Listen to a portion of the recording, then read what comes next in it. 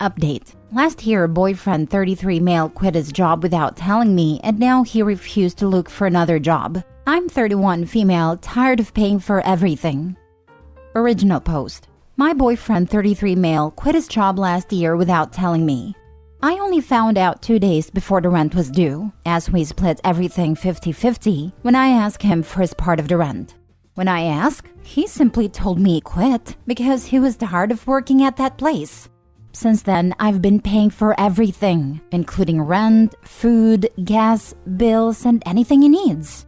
I had to work 2 jobs while going to school for a while. It was hard, but I finally finished school a couple months ago and I found my dream job. I make enough to live comfortably, even take care of my boyfriend and still have money for savings. However, I still want him to get a job to support himself because I think as an adult, he needs a job. But I feel like he relies on me too much, and he thinks since my job pays well, he doesn't have any reason to work. He always says things like, "You make good money now, so maybe you could buy me my dream car," or "You should open a business for me to run." It bothers me a lot. I don't mind supporting my partner financially if there's a legit reason that prevents him from working, but it's not the case. He spends most of his time playing games, meeting up with friends, or just at home watching movies. I still have to do all the chores and take care of our dogs. His family thinks that he's been working to take care of me so that I can finish school, which is not true.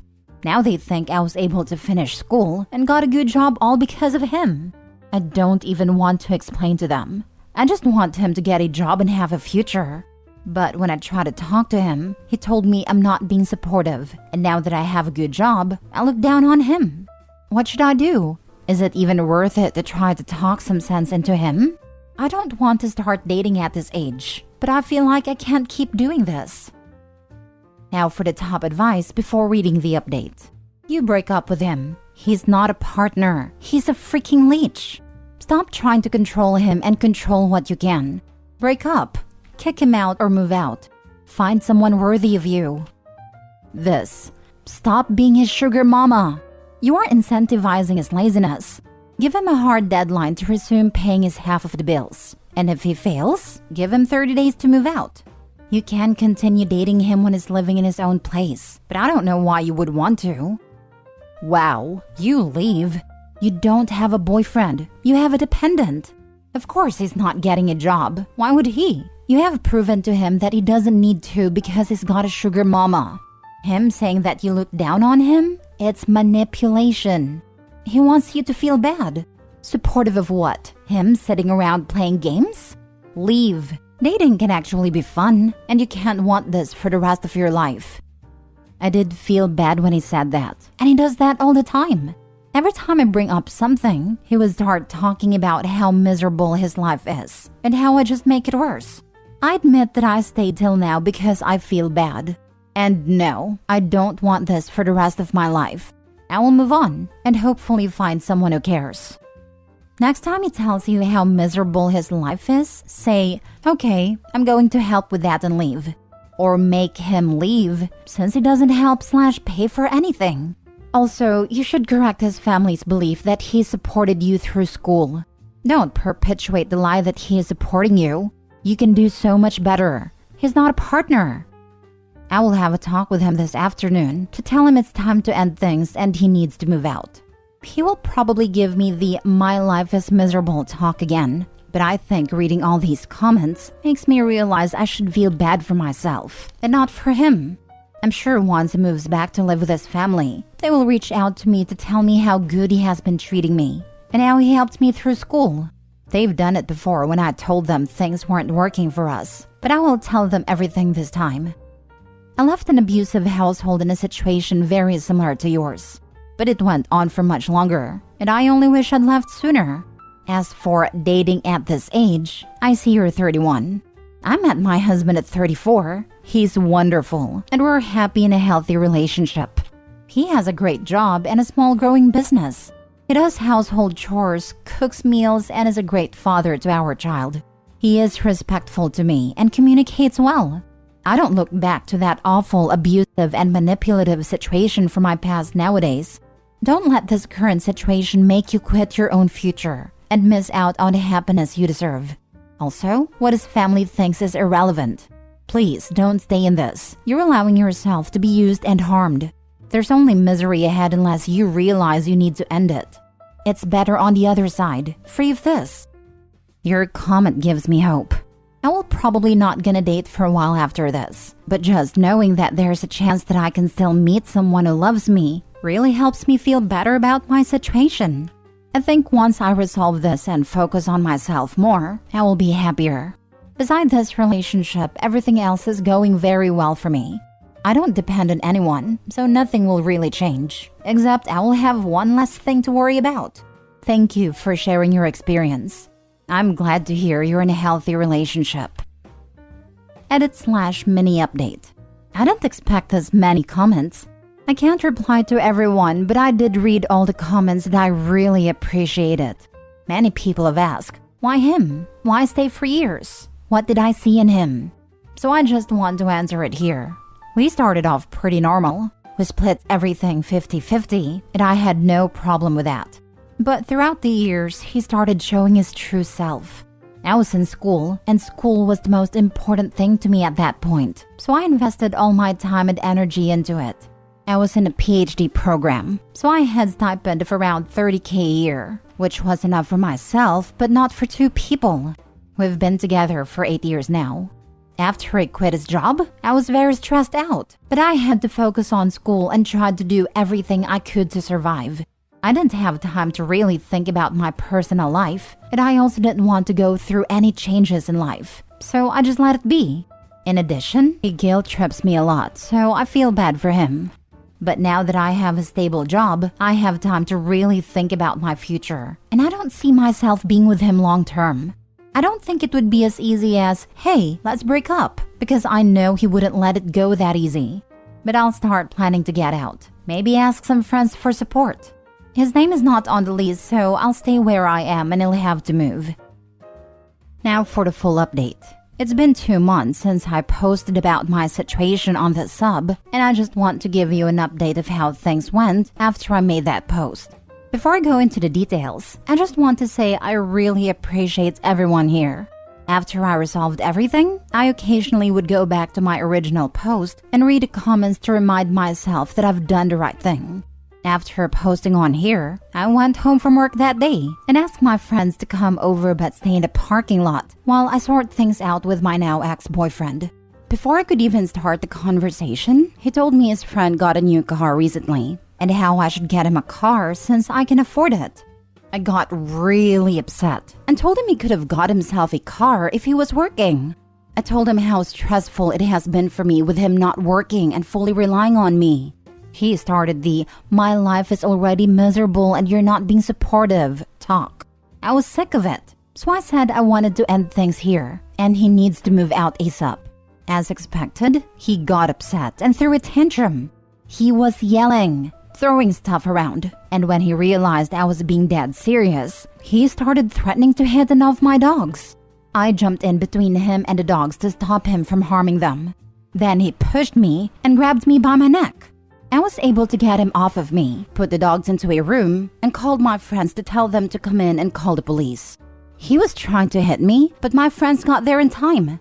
I think he got scared when he saw my friends showed up, so he backed down, but he was still verbally telling them to get out of the way or he would hit them too. The police came, they took him away and told me he wouldn't be able to come into the apartment anymore. He had to move out, but would need to be escorted by the police if he wants to grab his stuff later. It was a horrible experience, but it showed me that I've done the right thing. I thought that was the end of everything, but his auntie called me when she found out and tried to gaslight me saying that he didn't do anything wrong, and I was just upset, so I called the police. I told myself that I no longer have to deal with this BS, so I told her to leave me alone and hung up. His family would continue to harass me, but stopped when I threatened to report them to the police. I continued to pay the rent and bills like how I've always been doing. The only thing that changed is I'm now so much happier. I'm the happiest I've ever been in years. I just got a promotion last week and I've been spending time enjoying life with the extra money I have since I'm no longer having to pay for his expenses. As for my ex, he's moved in with his aunt. I got a protection order, so we are not in contact at all. Wonderful update. Congrats to you. You're strong and capable, and now you can live in peace. Thank you. It feels great to wake up in the morning and don't have to worry about what kind of crap is he going to give me today. And OMG, the extra savings that I have, since I'm not longer financially responsible for a full-grown adult. Sending you an internet mom hug for being so wonderful. We are all glad to read that you have embraced your new life and are enjoying it. Don't forget that you're strong and that your story could help some other internet stranger to make a move to a better life as you did. Thank you. I've realized that all the uncertainties that I had before really don't mean anything. My life is only getting better, and I've received all the support I need from friends and family, and people on Reddit too. I'm so sorry you went through that. No one deserves to feel unsafe in their own home. You did a smart thing, calling your friends and the police. You are strong and so capable of having a fulfilling life that is all your own now. I'm very proud of you.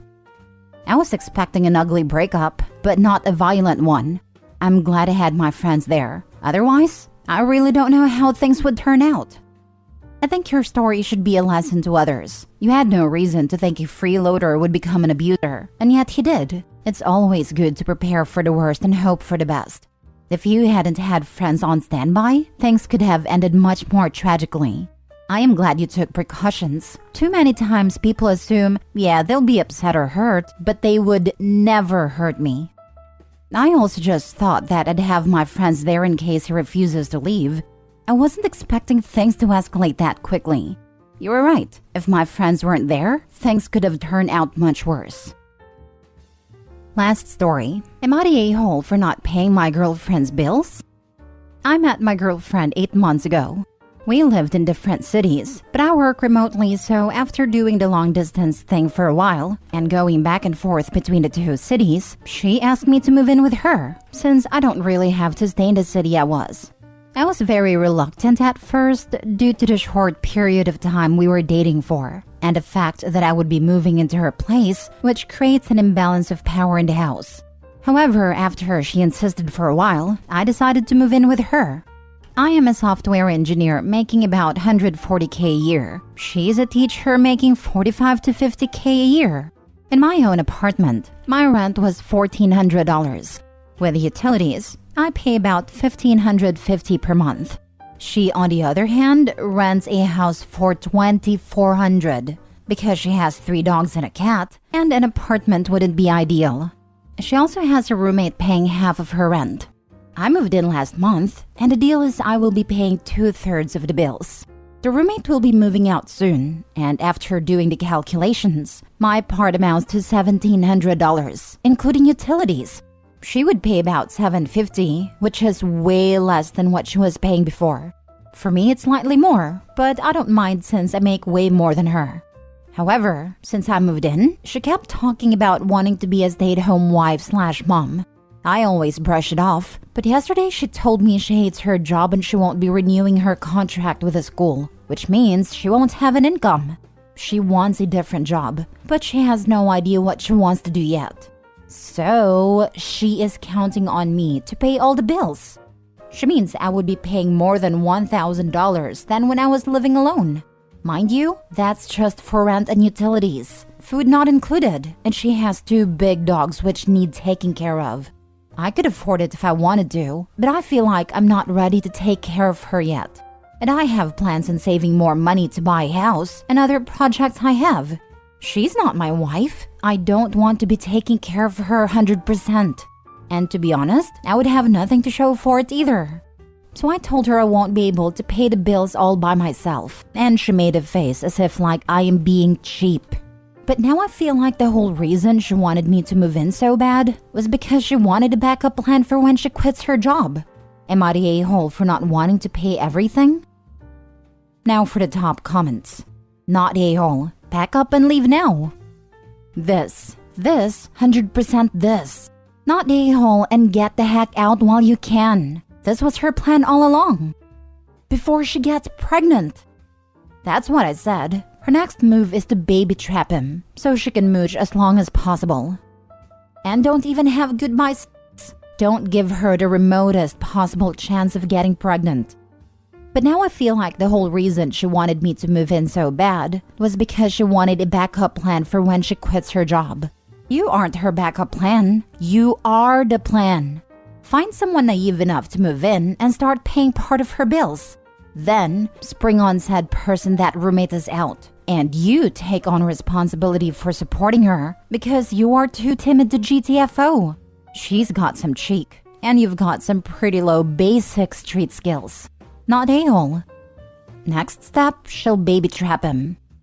Exactly. This is a classic tactic among predatory women who are looking for a guy to use as a personal ATM. Yeah, the fact that she wanted OP to move in so quickly is alarming. Just that fact alone doesn't necessarily mean ulterior motives. We've all gotten swept up in the honeymoon phase. But the fact that it worked out that she'd be paying less than she was before definitely raised my eyebrow. And then just straight up moving to, I'm gonna quit my job and be a stay-at-home partner, cements it. She's absolutely the type that would try and baby trap someone. Also, this might make me an a-hole, but I'd really struggle with a spouse wanting to be a house spouse or stay-at-home spouse. If we were parents, that's entirely different. But if there's no kids, I'm sorry. If I have to work, then so do you. Ideally, the stay-at-home partner does work, but at home. They handle the meal planning, shopping, cooking, laundry, and majority of the cleaning. Keeping a house going is a lot of work. It's also something that should be decided before moving in together when possible. Not a-hole.